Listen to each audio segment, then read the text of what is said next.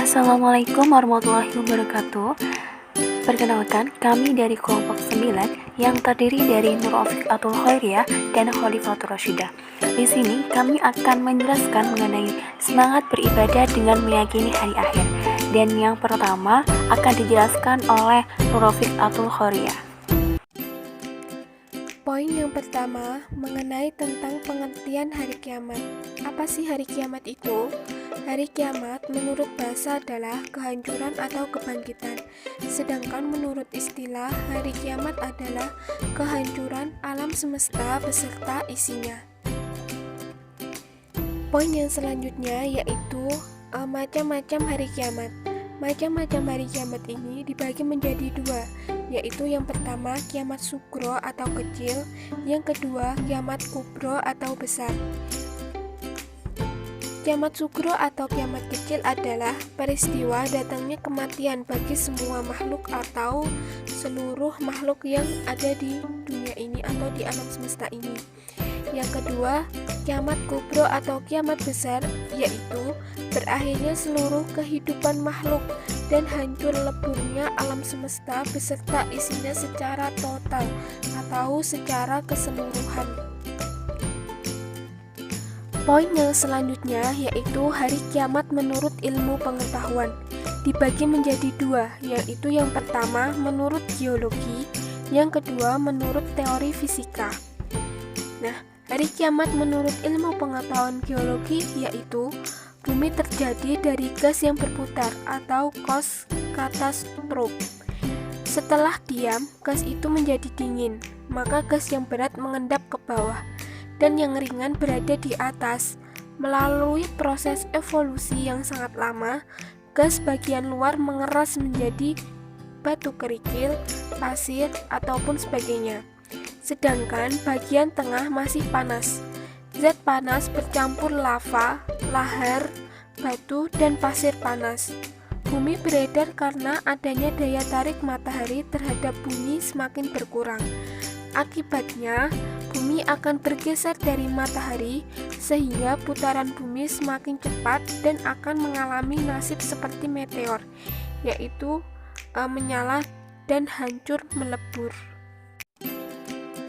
Yang kedua, hari kiamat menurut teori fisika.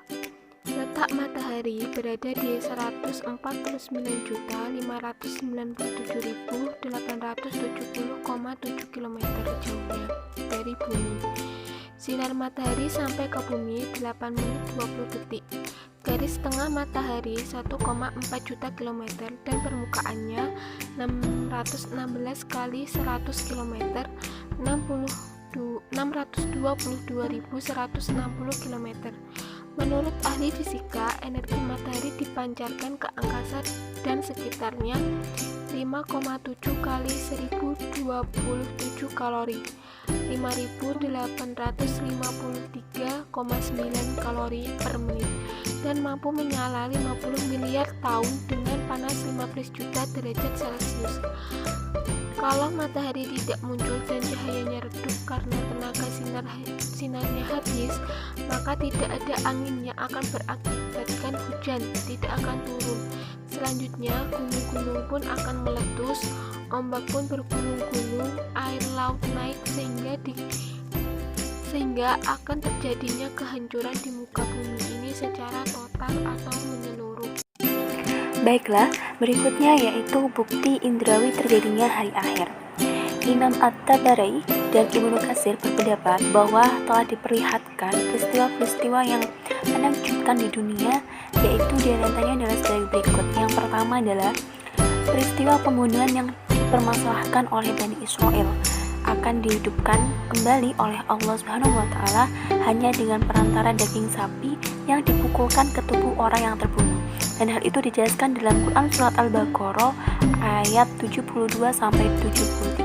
Dan yang kedua yaitu peristiwa Nabi Ibrahim dan burung-burung yang akan dicincangnya kemudian diletakkan di tiap-tiap bagian di atas bukit.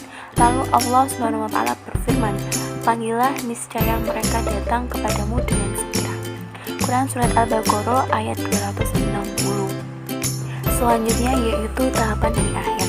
Tahapan dari akhir yang pertama adalah Yaumul Ba'ats.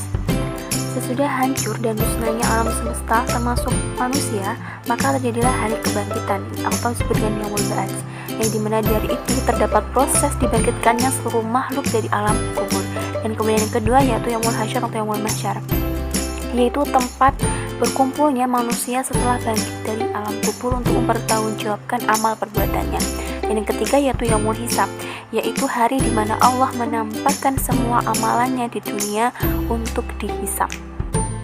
Yang keempat yaitu yaumul mizan, yaitu hari di mana ditimbangnya amal yang berisi kebaikan dan kejahatan yang telah diperbuat setiap manusia. Dan setiap manusia ini ditimbang seluruh amalnya seadil-adilnya. Kemudian yang kelima yaitu asyirat, yaitu jembatan yang dibentang di atas neraka menuju surga. Mudah atau sulitnya melewati asyirat ini tergantung pada amal setiap manusia. Dan kemudian yang keenam yaitu yaumul jaza, yaitu suatu hari ketika semua manusia akan menerima balasan Allah, yang dimana balasan yang diterima adalah sesuai dengan amalnya. Selanjutnya yang ketujuh adalah balasan perbuatan baik dengan surga.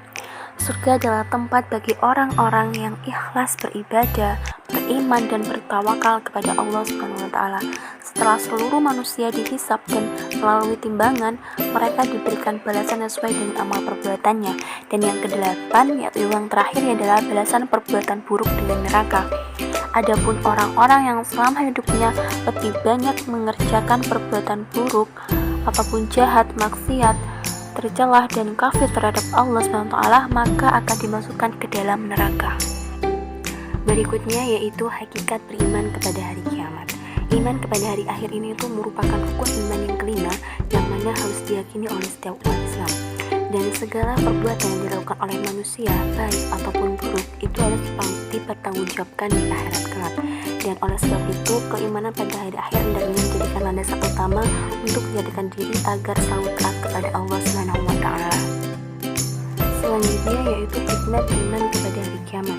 Pertama, muncul rasa kebencian kepada kemaksiatan dan kejelekan moral yang memikirkan murka Allah SWT di dunia dan di akhirat.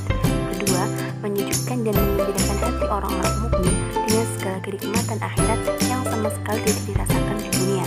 Ketiga, senantiasa tertanam kecintaan dan ketaatan terhadap Allah SWT dengan mengharapkan maunannya pada hari itu. Keempat, senantiasa termotivasi untuk beramal baik dengan ikhlas. Kelima, senantiasa menghindari niat-niat yang buruk apalagi melaksanakannya.